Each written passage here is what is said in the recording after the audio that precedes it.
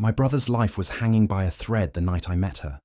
The rain was pounding against the hospital windows, alarms were screaming, and I stood frozen, helpless, while doctors fought to save him. And before I tell you what happened next, if you haven't subscribed yet, take a moment now. These stories are meant to stay with you, and I don't want you to miss the ones still to come. Because that night, while my brother's heart struggled to beat, mine began to race. For her, the hospital smelled of antiseptic and fear. I remember clutching the edge of a hard plastic chair, knuckles white, legs trembling.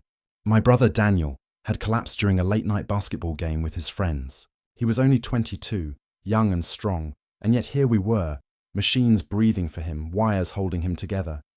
I heard the hurried footsteps before I saw her, a figure in a white coat, moving with a calm intensity that silenced the panic around her. She wasn't loud, she didn't need to be.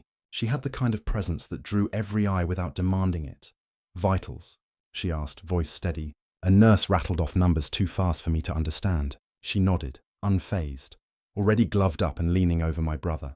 Her dark hair was pulled back in a loose bun, strands falling across her face, but her eyes, sharp, focused, alive, never wavered.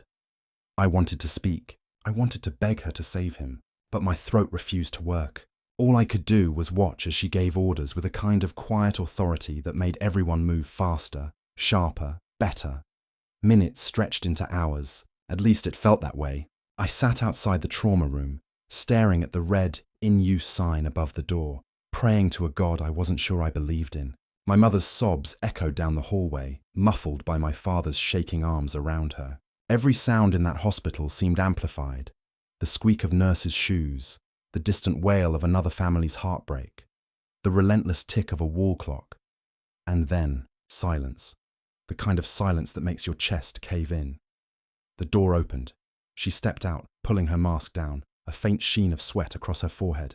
For a terrifying second, I couldn't read her face. And then she said the words that knocked the air back into my lungs. "He's stable, for now."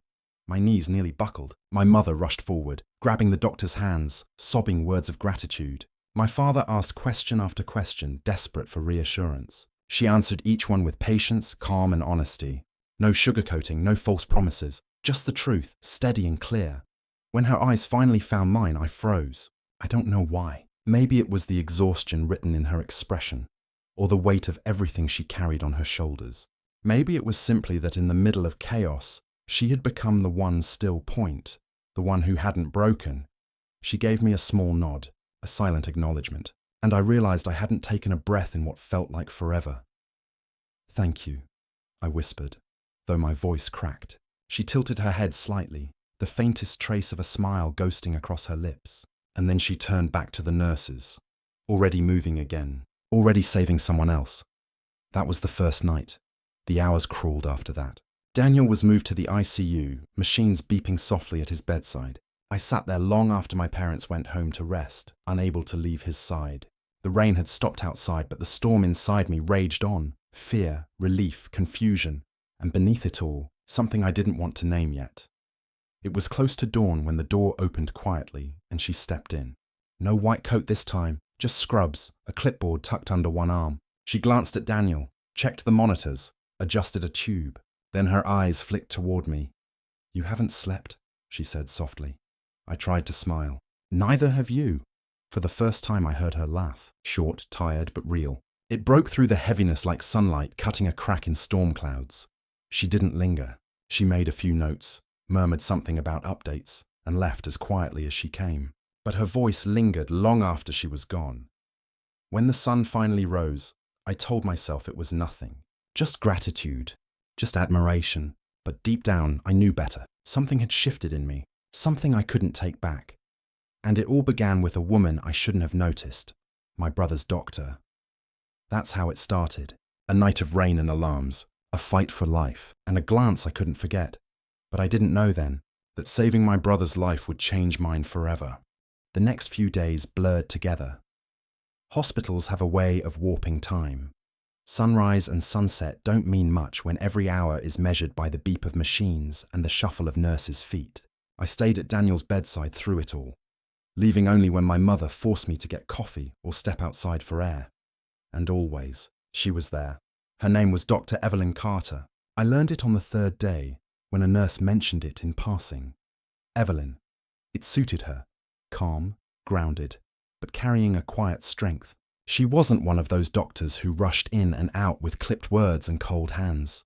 She took her time. She explained things carefully to my parents. She checked every chart twice, made sure we understood every choice, and when she spoke to me, it was different. One evening, when the ICU lights dimmed and most of the hospital had gone still, she came into Daniel's room for her rounds. She checked his monitors, adjusted the IV drip, and then looked at me, sitting slumped in the corner chair. "You're his brother, right?" she asked. I nodded, rubbing my eyes. "Yeah, I'm Noah." She gave me a small smile. "I thought so. You're always here." "I don't really know what else to do," I admitted. My voice sounded rough, like I hadn't used it in days. "Feels wrong to leave him alone." Evelyn studied me for a moment. There was no pity in her eyes, just understanding. Sometimes being present is the most important thing you can do. The way she said it, soft, certain, settled something restless inside me. Over the next week, our conversations grew. They weren't long, never more than a few minutes stolen in the quiet between rounds. But those minutes mattered. She asked about Daniel, about the kind of brother he was, about the life waiting for him outside those hospital walls. And slowly, she asked about me too. At first, I kept it simple. My job at a small printing shop, my parents, who'd always relied on Daniel's charm to balance out my quieter nature. The way Daniel had dragged me onto basketball courts, even though I couldn't shoot to save my life. She laughed at that, covering her mouth quickly like she wasn't supposed to. The sound lit up the sterile room in a way nothing else could. One night, as the rain returned outside, I asked the question that had been gnawing at me since the first night. "Why did you become a doctor?" She hesitated, as though no one had asked her that in years. Then she pulled the chair closer to Daniel's bed, her eyes drifting to the steady rise and fall of his chest. "When I was 12, my father had a heart attack," she said quietly. "The doctors saved him. I remember standing in the waiting room, thinking, there's no greater work than keeping someone's family whole." Her voice caught for just a second before she smoothed it over. I wanted to be that person for someone else, to walk into a storm and bring calm. The words sank deep into me. I could see her at 12, small, terrified, clinging to hope. And now, years later, she was the one holding hope in her hands, giving it away piece by piece to people like us. I didn't know what to say, so I just whispered, "You are." Her eyes flicked to mine, surprised, and for a moment too long, we just looked at each other in the dim light of the monitors, as if neither of us wanted to be the first to turn away. But hospitals don't let you linger in silence. Someone always needed her, and she always went. Days turned into weeks. Daniel's condition wavered, sometimes stronger, sometimes frighteningly fragile. Through it all, Evelyn became more than just a doctor to our family. She became a steady presence. My mother clung to her reassurances, my father respected her honesty, and I couldn't stop noticing the way my heart shifted every time she walked into the room. But with every smile, every conversation, came a weight pressing harder on my chest. She was my brother's doctor. This wasn't the kind of connection I should want. It felt wrong, dangerous, and yet the thought of not speaking to her, not hearing her voice, it was unthinkable. One evening, Daniel finally stirred. His eyes opened, groggy, confused. My parents cried, holding his hands, whispering prayers of thanks. Evelyn was there, calm as ever, guiding him gently back into awareness. And when Daniel's gaze flicked to me, a faint grin tugging at his lips, I knew he would pull through. Relief washed over me in waves so strong I nearly collapsed. And when I looked at Evelyn, I saw something in her expression I hadn't noticed before. Something softer, almost unguarded. For the first time, I let myself wonder, did she feel it too? But I couldn't ask, not then. Not while my brother was still fragile. Not while the rules of her world and mine pressed like glass between us. Still, the question lingered, unspoken, and every time she walked away, the silence between us grew louder. I told myself it would fade, that once Daniel was healthy, I'd forget the way she made the sterile halls feel alive. But deep down, I knew better. This wasn't fading. This was growing, and I couldn't control it. Daniel's recovery was slow, fragile. Every small victory, his first sip of water, The first time he sat upright without dizziness felt monumental. My parents hovered constantly, fussing over him, fussing over me. But Evelyn, she remained the constant thread weaving all of it together. I told myself I was imagining things, that the extra second her eyes lingered on me, the quiet tone when she spoke my name, were all inventions of my sleepless mind. Doctors didn't blur those lines. She couldn't. And yet, my chest tightened every time she entered the room. One evening, when visiting hours were nearly over and my parents had gone home to rest, I sat alone with Daniel. He was half asleep, drifting in and out when he muttered, "You like her, don't you?" I froze. "What?" He cracked one eye open, smirking weakly. "The dark. Don't pretend, Noah. I see the way you look at her." My face burned. "She's your doctor, Daniel." "Yeah," he said, coughing a little. "But that doesn't mean I'm blind." His smirk softened into something more serious. "Just be careful, okay?" She saved my life. "Don't mess it up." Before I could answer, the door opened. And there she was, Evelyn, clipboard in hand, hair pulled back tighter than usual, as though she was hiding the exhaustion that tugged at her face. "You're awake," she said warmly to Daniel. "Good. That's what I like to see."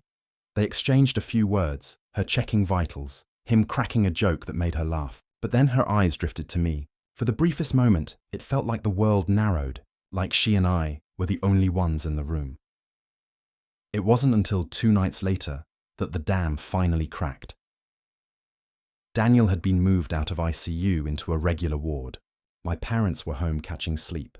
The hallways were quiet, shadows stretching long under flickering fluorescent lights. I had gone to the vending machine for coffee that tasted like rust when I saw her, leaning against the wall, rubbing her temples. She looked human.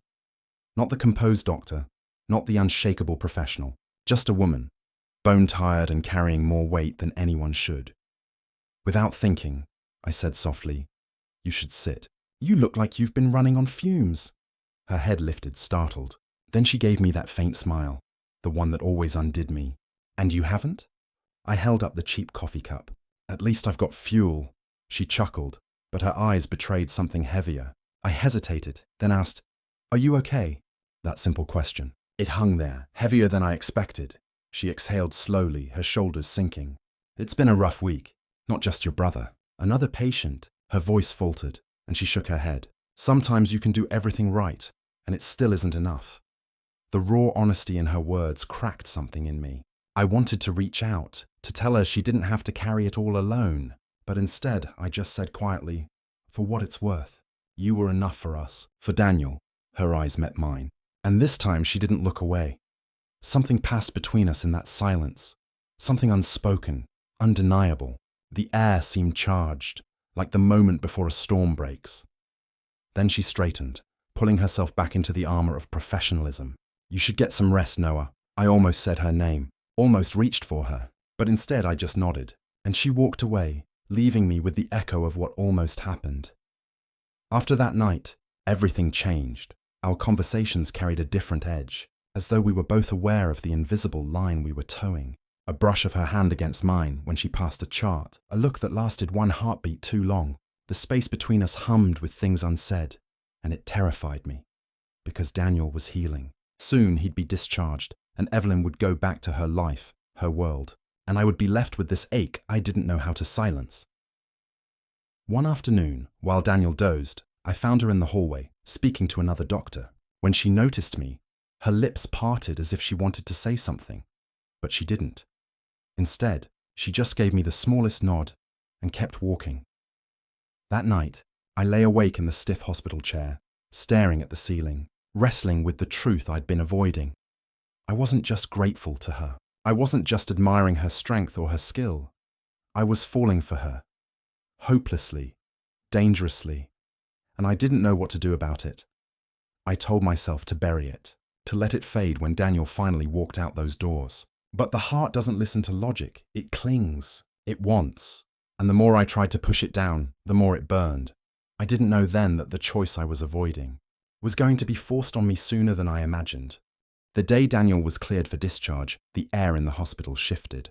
For weeks, the halls had been a prison of fear, but suddenly they felt lighter. My parents bustled with relief, packing his belongings, fussing over paperwork. Daniel cracked jokes about getting real food again, already texting his friends.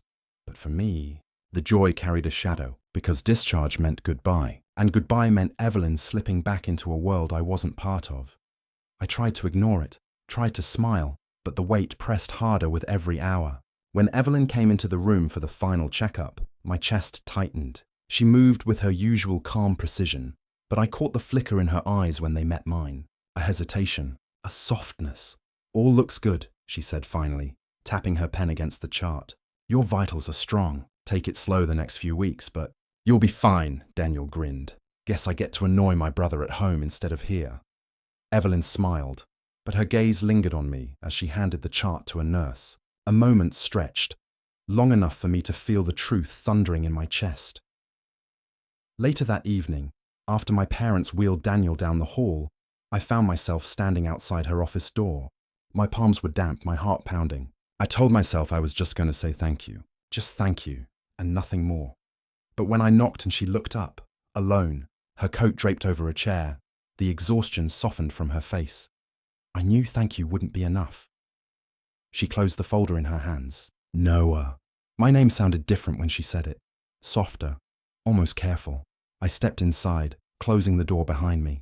The quiet was heavy, filled only by the hum of the fluorescent lights above. "I just wanted to thank you," I began, my voice low. "For everything. For saving Daniel. For all the nights you didn't let us give up hope." Her expression gentled. "You don't have to thank me. It's my job." "No," I said, shaking my head. "It's more than a job. You cared. You stayed. You..." My throat tightened. "You changed everything." She looked away then, her hands tightening on the folder. "Noah, you can't..." "I know," I cut in, the words tumbling out before I could stop them. "I know I shouldn't say this. You're his doctor. You have rules, ethics, lines you can't cross. But I can't pretend anymore. Every day, every look, every word between us.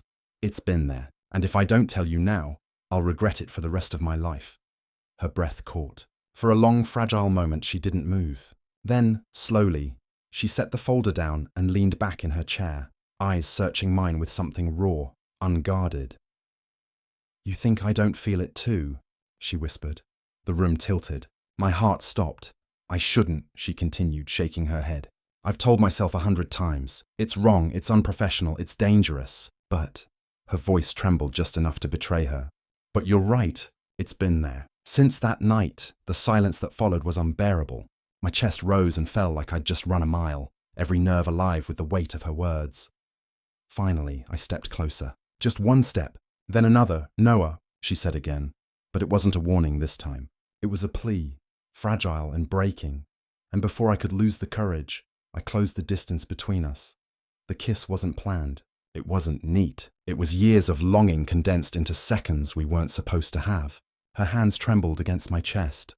Mine cupped her face like I was afraid she'd vanish. For a heartbeat, the world disappeared.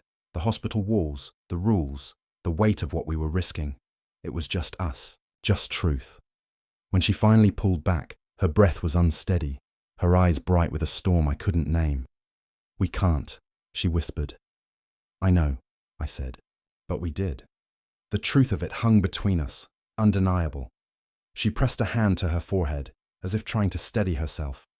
"Daniel is my patient. This, whatever this is, can't exist. Not now." I nodded, but the ache in my chest was unbearable. "Then tell me it's nothing. Look me in the eye and tell me you don't feel it, and I'll walk out right now." Her lips parted, but no words came. Her silence was the loudest confession of all.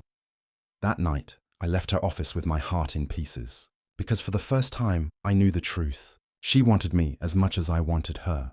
But the line between us wasn't just thin, it was a wall, and crossing it might cost her everything.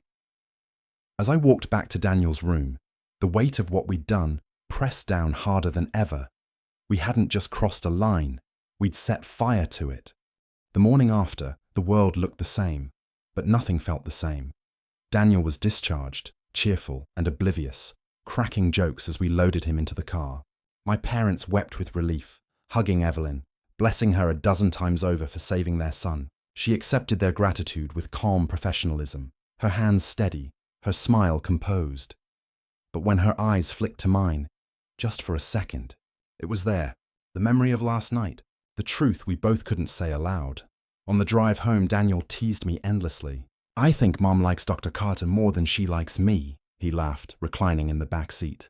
"She hugged her longer than me." I forced a laugh, but my chest was tight. The taste of her kiss lingered. The feel of her trembling hands against me burned into memory. And yet, there I was, sitting beside my brother, knowing I could never speak of it. The rules between us hadn't vanished with that kiss. If anything, they were sharper now, cutting at every thought. She was still his doctor. She still had a career, a reputation, a world of responsibility. And I was just the brother of a patient she'd saved. Weeks passed. Daniel grew stronger. He walked more, laughed more, started planning his return to school. My parents relaxed for the first time in months. Life was sliding back into place for everyone. Everyone except me. Because every night I replayed that moment in her office. The storm in her eyes. The way she hadn't denied it. The way she'd let herself break the rules. For me, I told myself to let it go. To bury it under gratitude and silence. But my heart refused. So one evening, after Daniel was asleep and my parents were distracted with dinner, I drove back to the hospital. I didn't know what I was going to say. I didn't even know if she'd be there. All I knew was that I couldn't keep living in the space between silence and confession. When I found her, she was walking down the corridor, coat draped over her arm, ready to leave for the night. She froze when she saw me. "Noah," she breathed, glancing around to make sure no one noticed. "You shouldn't be here." "I had to," I said. My voice shook, but I pushed forward. "I can't stop thinking about you, about us, about what happened." Her jaw tightened, and for a moment I thought she'd walk away. But then her shoulders sagged, and she whispered, "Do you think I haven't thought about it too?" The quiet between us roared. I stepped closer. "Then why are we pretending?" I asked, her eyes filled with something fierce and aching. "Because if anyone finds out, I lose everything. My license, my career, my ability to help people. Noah, you'd survive that. I wouldn't." Her words cut deep because I knew they were true. She had built her life on this path, sacrificed more than I could imagine. One mistake, one rumor, and it could all vanish. I swallowed hard. "So what are we supposed to do? Pretend it never happened? Pretend we don't feel what we feel?" Her hands trembled where she clutched her coat. "For now, yes, the weight of it nearly broke me, but I saw the pain in her eyes, the war she was fighting within herself. And I realized then, loving her didn't mean forcing her to risk everything. Loving her meant protecting her, even from myself. So I let her go. I whispered, "Then I'll wait, however long it takes." Her lips parted as if to speak, but no words came. Only tears shimmered in her eyes, quickly blinked away as she turned and walked past me, her footsteps fading into the sterile hum of the hospital. I stood there long after she was gone, my chest hollow and burning. Months passed. Daniel recovered fully, stronger than ever. Life slipped into normal rhythms again. Family dinners, work at the shop, weekends spent trying to keep up with him on the basketball court. Outwardly, everything was fine. But inside, I carried her with me. Every late night, every rainstorm against the window, I saw her. I heard her laugh, soft and tired. I felt the weight of that kiss we weren't supposed to share. And though she was gone from my days, she wasn't gone from me. And then, one evening, months later, I was closing up the shop when I heard the bell above the door. I looked up and there she was, no white coat, no clipboard, just Evelyn, standing in the soft glow of the shop lights, her hair loose around her shoulders. My heart stopped. For a long moment, neither of us spoke. Then she smiled, small, uncertain but real. "Daniel's not my patient anymore," she said quietly. The world tilted. I didn't move. I didn't breathe. And then I crossed the room in 3 strides and pulled her into my arms. It wasn't the neat ending I once imagined. It wasn't simple, or easy, or without risk. But it was ours. Because sometimes the heart doesn't care about lines or rules. Sometimes it finds its way, no matter how impossible it seems. And mine had found its way to her. Forever. If this true story touched you, don't just leave. Join this community. Hit subscribe and stay with me for the next tale that might just stay in your heart forever.